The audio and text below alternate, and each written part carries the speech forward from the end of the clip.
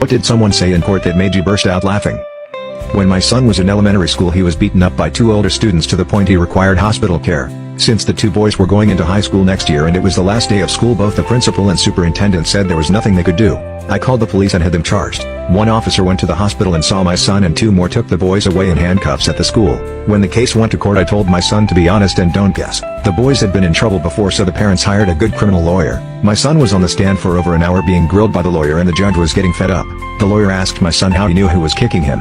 Basically, he said I was being kicked by a Doc Marten shoe, which was on a foot, which was on a leg, which was on a body, and his head was on it. I could see the judge shaking in silent laughter and the stenographer laughing in her dictaphone. The courtroom was silent with muffled laughter. The lawyer also stood away from my son and holding his ear said he had bad hearing and to speak up. My son was very nervous and scared, showing it by speaking very quietly. Finally, my son turned to the judge and said, "Could he ask a question?" The judge said, "Sure." My son said, "In which ear is he hard of hearing?" "Because he is going back and forth between both ears." Same muffled